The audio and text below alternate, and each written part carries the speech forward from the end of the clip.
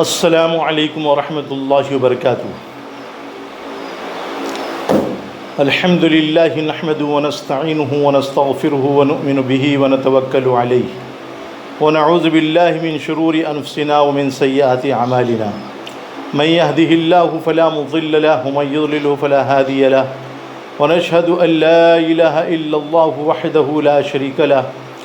ونشهد أن سيدنا ومولانا وحبيبنا وشفيعنا محمدا عبده ورسوله اما بعد۔ برادران ملت، بزرگان محترم، ایک ضروری مسئلہ حضرات کے سامنے بیان کیا جا رہا ہے۔ ضروری مسئلہ یہ ہے، جیسا کہ آج کل بہت سے لوگوں کو بال کالے کرنے کا شوق پیدا ہو گیا ہے۔ بعض لوگ سر کے بالوں کو کالا کرتے ہیں، بعض لوگ داڑھی کے بالوں کو کالا کرتے ہیں، اور بعض لوگ ایسے ہیں کہ جو سر کے بالوں کو بھی اور داڑھی کے بالوں کو بھی کالا کرتے ہیں۔ کہنے کا اصل مقصد یہ ہے کہ جو رنگ، جو کلر بالکل سیاہ ہو، کالا ہو، سر کے بالوں میں لگانا اور داڑھی کے بالوں میں لگانا کیسا ہے؟ پہلے تو یہ سمجھ لے کہ جو کلر بالکل سیاہ ہو، بالکل کالا ہو،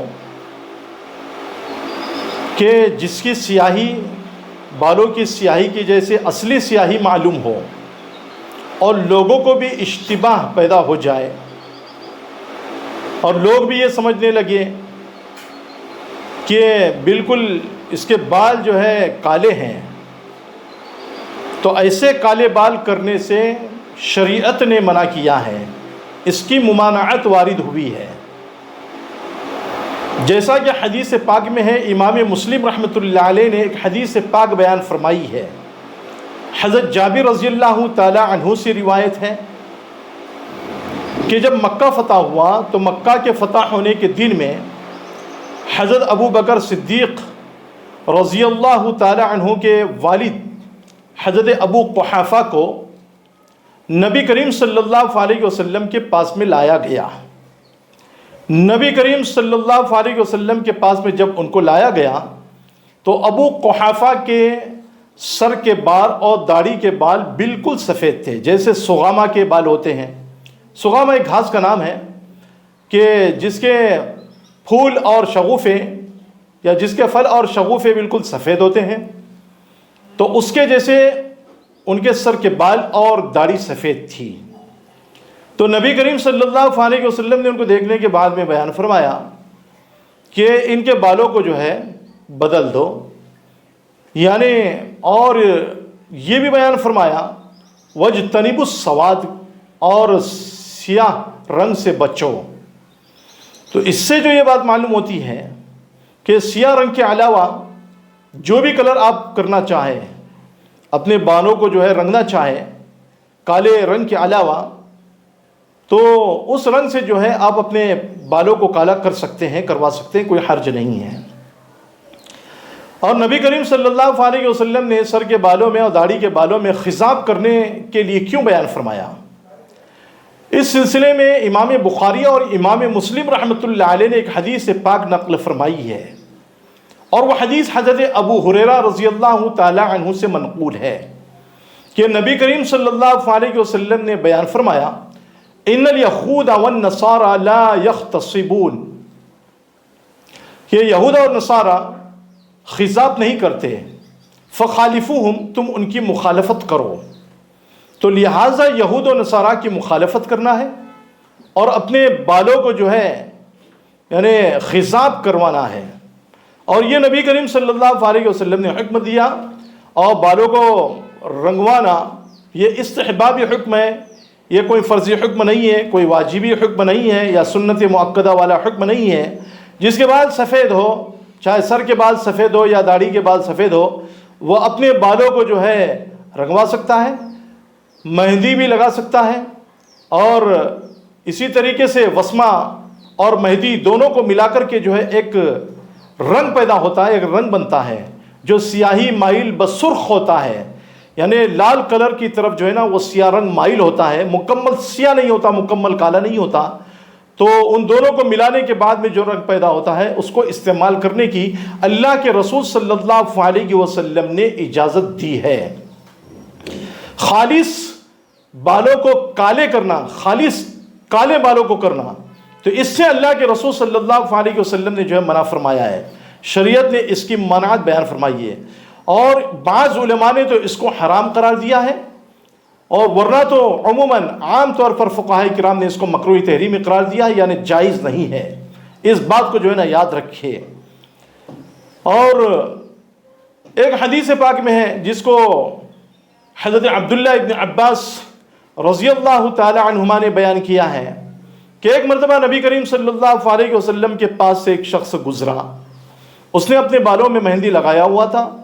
نبی کریم صلی اللہ علیہ وسلم نے بیان فرمایا کہ یہ شخص جو ہے کتنا اچھا معلوم ہو رہا ہے۔ پھر اس کے بعد میں دوسرا شخص آپ صلی اللہ علیہ وسلم کے پاس سے گزرا، آپ صلی اللہ علیہ وسلم نے اس کو دیکھ کر کے جو ہے یہ بیان فرمایا کہ اس کے بال جو ہے پہلے سے بھی اچھے ہیں، کیونکہ اس نے مہندی اور وسمہ دونوں کو ملا کر کے جو ہے بالوں کو کالا کیا تھا۔ پھر تیسرا شخص جو ہے آپ صلی اللہ علیہ وسلم کے پاس سے گزرا اور اس نے اپنے بالوں کو زرد کیا ہوا تھا،